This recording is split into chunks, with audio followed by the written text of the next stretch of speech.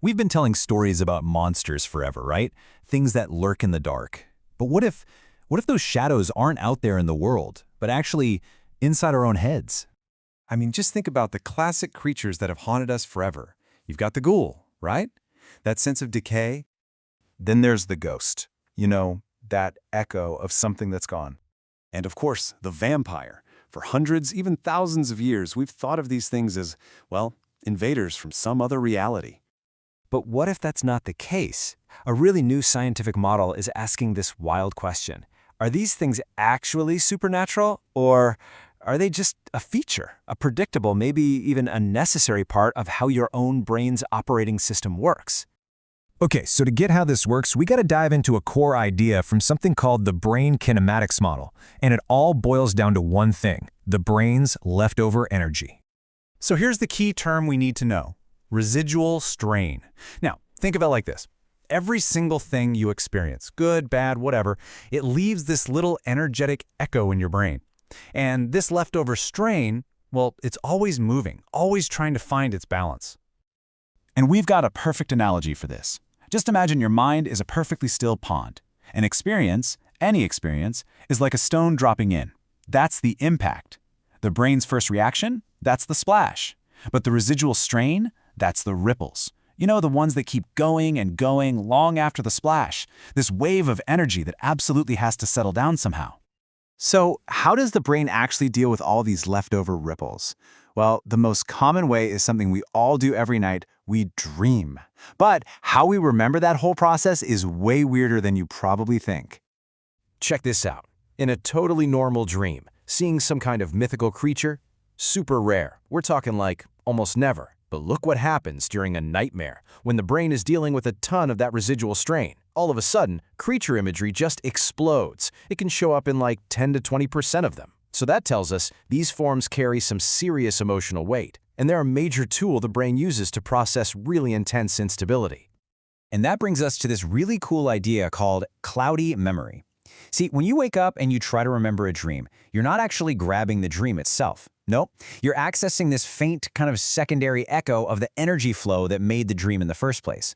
It's literally a memory of a memory. So, the original dream? That was your brain's direct, messy, chaotic processing of that leftover energy. It was super vivid, but it's totally locked away from your conscious waking mind.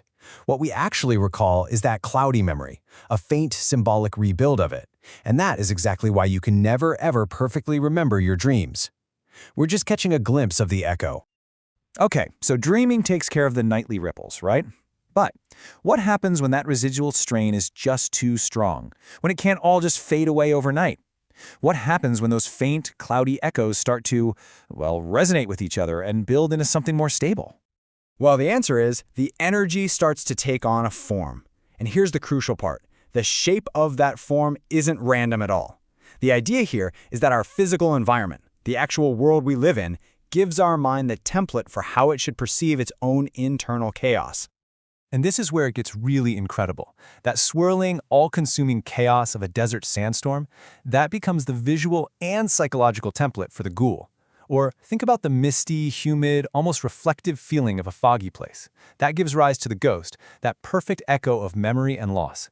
And the cold, dark, cyclical patterns of a deep forest. That shapes the vampire. It's amazing. Our monsters are literally echoes of our landscapes. Okay, so now we've got a process that can cook up a monster inside one person's head. But how does that scale? How does it go from one brain to a cultural myth, a story that gets told for thousands of years? Well, the scale of this whole thing is it's mind-bending.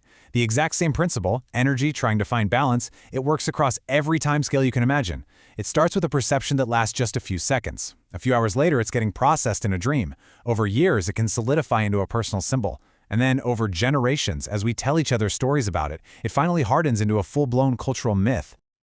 And while the neuroscience here is brand new, the core idea itself, that our inner energy can actually take on a form, it's not new at all. It's wild, but ancient philosophical systems from all over the world basically figured this out. They talked about things like latent seeds of experience, or impression fields of energy, or even an imaginal realm where thoughts literally become things. All right, let's pull all these threads together now. Because this isn't just a bunch of cool, separate ideas. What we're looking at is a single unified theory of how the mind manages its own energy, from something as simple as a dream all the way up to gods and monsters. And this gets us to the absolute core insight of this whole thing. Dreams, those creatures in our head, and huge cultural myths, they are not separate phenomena. They're just different points along a single unbroken line. It's all just the brain trying constantly to balance itself out.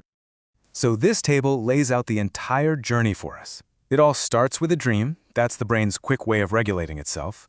That dream leaves behind a cloudy memory, that vague transitional echo.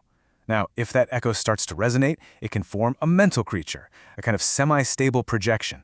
And finally, when that pattern gets shared and reinforced by an entire culture, it becomes an archetype, a myth that actually helps balance the whole society.